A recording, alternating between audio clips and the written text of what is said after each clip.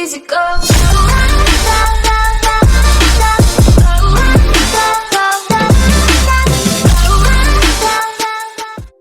Assalamualaikum warahmatullahi wabarakatuh. Nama saya Akbar Setabidin dari kelas 3. Kali ini saya akan mengerjakan tugas mata pelajaran PPKN dan mempresentasikan tentang tenaga kerja. Yang pertama, pengertian tenaga kerja. Tenaga kerja merupakan penduduk yang berada dalam usia kerja. Menurut Undang-Undang Nomor 13 Tahun 2003 Bab 1 Pasal 1 Ayat 2 disebutkan bahwa tenaga kerja adalah setiap orang yang mampu melakukan pekerjaan guna menghasilkan barang atau jasa, baik untuk memenuhi kebutuhan sendiri maupun untuk memenuhi masyarakat. Secara garis besar, penduduk suatu negara dibedakan menjadi dua kelompok, yaitu tenaga kerja dan bukan tenaga kerja. Penduduk yang tergolong tenaga kerja jika penduduk tersebut telah memasuki usia kerja. Batas usia kerja yang berlaku di Indonesia adalah berumur 15 sampai 64 tahun. Menurut pengertian ini, setiap orang yang mampu bekerja disebut sebagai tenaga kerja. Ada banyak pendapat yang mengenai usia dari para tenaga kerja ini. Ada yang menyebutkan di atas usia 17 tahun, ada pula yang di atas 20 tahun, dan ada juga yang di atas 7 tahun.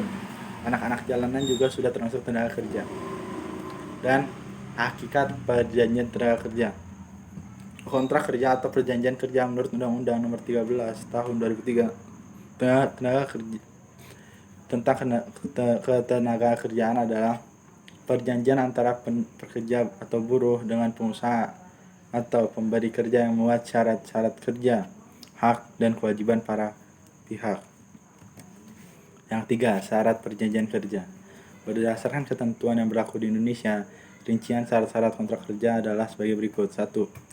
Ada pihak sebagai pekerja dan pemberi kerja.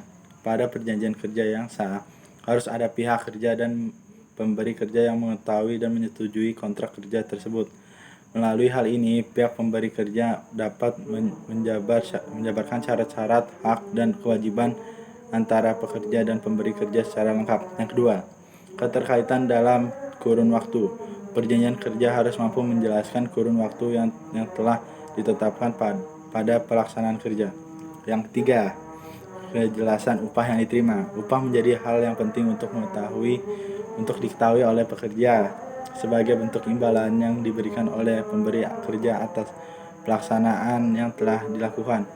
Upah dapat berupa uang ataupun tunjangan yang menurut suatu persetujuan atau peraturan perundang-undangan dibayar atas dasar suatu perjanjian kerja.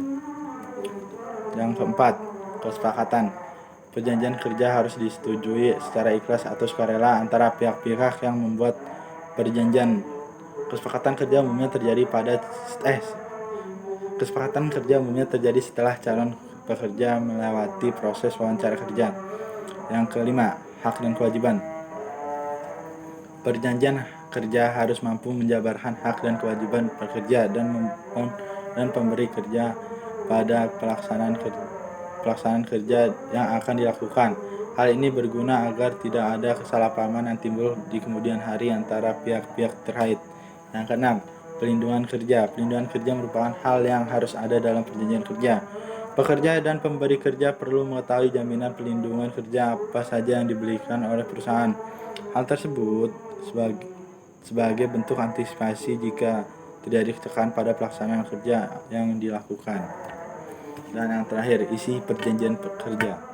Perjanjian kerja dibuat secara tertulis atau lisan berdasarkan pasal 52 Undang-Undang Nomor 13 Tahun 2003. Dijelaskan bahwa perjanjian kerja tersebut dibuat atas dasar 1. Kesepakatan kedua pihak. 2. Kemampuan atau kecakapan melakukan perbuatan hukum. 3. Adanya pekerjaan yang diperjanjikan.